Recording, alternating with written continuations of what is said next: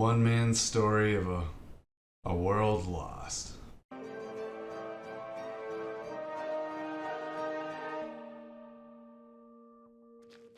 Dead Man's Diary is the new game from TML Studios, and it is said to be a very horror, really survival-based kind of experience. It is a first-person game, and I'm playing this over on Steam. Now, this game is really, really big, so I have to get into this by saying that I'm not all the way through it yet. I've wedged that door open, I've gotten inside, but the ending eludes me. Everything is super, super dark, and while you're scavenging around, they really go for that kind of sifting through rubble feeling. And it's actually something that's very similar to Fallout, in my opinion. Now, this game is not like Fallout, but we'll get to that.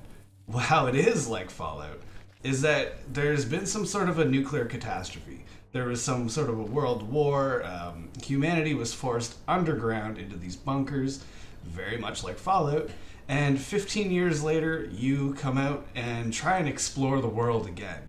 You know there must be other survivors because of these notes left throughout the world. Dead Man's Diary is, well, it's named that way for two reasons. You keep a diary, and you're always adding all of your objectives to it, and your different things that you've learned about the environment get put into that, and you can read that at any time. That is the Dead Man's Diary, but you also find many other Dead Man's Diaries as well.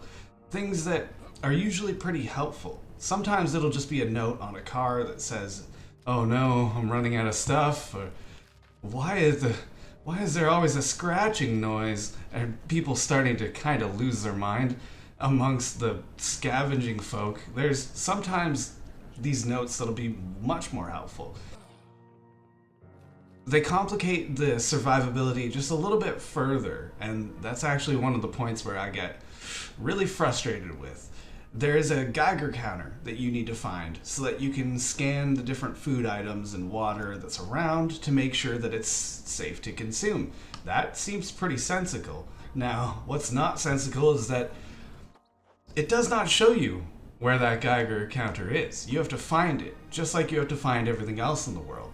And it didn't really put it in an obvious place, in my opinion. It is an open world, you're kind of directed through little sections at a time. Your character narrates that part, so you know there's some things going on, but it never led me to well, I'll give you a hint. It's in a shipping container, okay? It took me hours of scavenging the different areas of this map, opening a million boxes that all required lockpicks, and finding a bunch of junk water I can't drink yet, and that was really, really maddening. There's not a lot of direction in this game, and for some people that's going to be a real positive, but in my case I had a lot more frustration than satisfaction that way. What is satisfying is when you find all of the right ingredients to put together the item that you need. There's a lot of these kind of craftable items, bandages, different food items, and things like that to extend your survival. And then you have kind of larger projects. Great, an ambulance. I can't A help lot of times you walk into an area and you'll hear a kick of a can down the road behind you or something crash in the distance, and your character swivels around, turns the flashlight on, and is very, alerted by it. You will hear some expletives at that time, but as you would hear from I if I were in that situation. It is very dark. What is this? Hello? Is there anybody here? I wish I had a little bit more of a narrative drive to it. Maybe just more of a direction of where to go. I don't need waypoints, but just as long as they tell me, hey, there's a house over here, you better do that next. Otherwise, I kind of find myself lost, assembling a bunch of different objectives and getting a whole lot of nothing done. And that's unfortunate. What I do enjoy is that there's a little bit of this horror element. The little footsteps behind you that you hear running, or the different debris noises, and your character swivels around in terror. I like the voice acting because it's all very authentic and believable. You hear your character swear really loudly in fear. You hear him kind of tell someone off as if he can see them. You can get the idea of characterization from this person, and it gives me, well, it's believable. It kind of puts me in those shoes. I can relate to somebody who's getting annoyed and scared.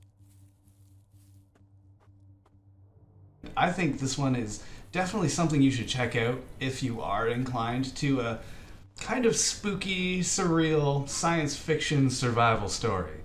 I really enjoyed this one, but it does have a little bit of a hard edge. That darkness really kills me, and man, they could have given me a Geiger counter off the start. But I'm gonna wrap this up with a 7. I believe this game is very confident, but there's some aspects that just maybe could have handled a little more testing. Dead Man's Diary is a strong and difficult survival challenge. Its compelling environments and great voice acting keep the story exciting.